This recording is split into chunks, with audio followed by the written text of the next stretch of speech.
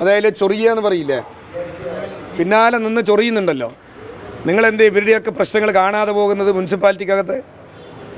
അതായത് ഈ BJP എല്ലാ സീറ്റുകളിലും അവരുടെ സ്ഥാനാർത്ഥികളെ മത്സരിപ്പിക്കുന്നതാണ് നേരത്തെ പറഞ്ഞത്. പക്ഷേ പുതുനഗരം, പാലക്കാട്, ചിറ്റൂർ, തത്തമംഗലം നഗരസഭയിൽ ഉൾപ്പെടെ പല വാർഡുകളിലും അവർ സ്ഥാനാർത്ഥികളെ നിർത്തിയിട്ടില്ല. അങ്ങനെ 40ഓളം സീറ്റുകളാണ് പാലക്കാട് ജില്ലയിൽ അവർ സ്ഥാനാർത്ഥികളെ നിർത്താതെ.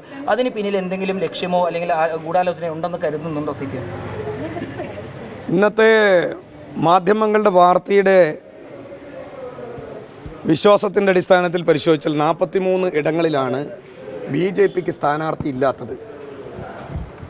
അത് നിങ്ങളാണ് പരിശോധിക്കേണ്ടത്. എന്തുകൊണ്ടാണ് BJPക്ക് സ്ഥാനാർത്ഥി ഇല്ലാതെ പോയത്? ഈ ഇടങ്ങളിലെല്ലാം ആരുമായിട്ടാണ് ഇവർക്ക് കൂട്ട്? ആരെല്ലാമായിട്ടുള്ള ധാരണയുടെ പുറത്താണ് 43 സ്ഥലങ്ങളിൽ ഇവർ മത്സരിക്കാതിരിക്കുന്നത്? ഇപ്പോൾ ചിറ്റൂർ തത്തമംഗലം മുനിസിപ്പാലിറ്റിയിൽ കുറേ വാർഡുകളിൽ കൊടുത്തിട്ടില്ല. അതെ, കുറേ വാർഡുകൾ 5 ഇടങ്ങളും 5. ഈ 5 ഇടങ്ങളിൽ അവരാരുമായിട്ടായിരിക്കും ധാരണ?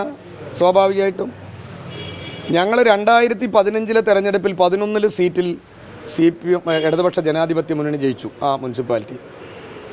2020 BJP ഞങ്ങൾ ജയിച്ച 11 സീറ്റിലും സ്ഥാനാർത്ഥികളെ നിർത്തിയില്ല.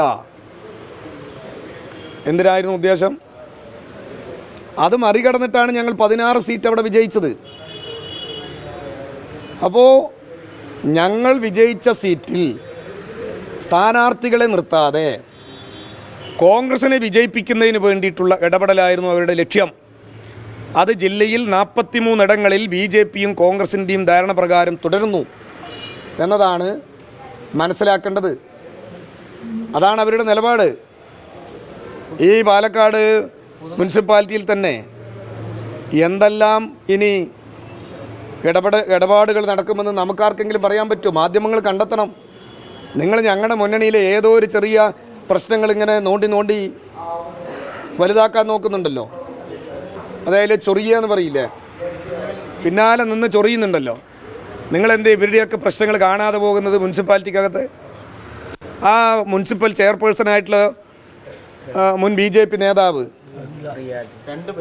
അപ്പോൾ അവരെല്ലാം നിങ്ങളെ ഈ മാധ്യമങ്ങളുടെ മുമ്പിൽ വന്ന് പറഞ്ഞില്ലേ, നിങ്ങളൊരു വാർത്തയ്ക്ക് വേണ്ടി കൊടുത്തു എന്നല്ലാതെ നിങ്ങളത് എന്താണ് അതിൻ്റെ വസ്തുത എന്ന് ഇപ്പോഴും മനസ്സിലാക്കി പുറത്തു കൊണ്ടുവരുന്നുണ്ടോ? എന്തായിരുന്നു അവരുടെ അഭിപ്രായ വ്യത്യാസം? എന്തിനായിരുന്നു അവരെ മാറ്റിയത്? എന്താണ് BJPയുടെ നേതൃത്വത്തിൻ്റെ ലക്ഷ്യം?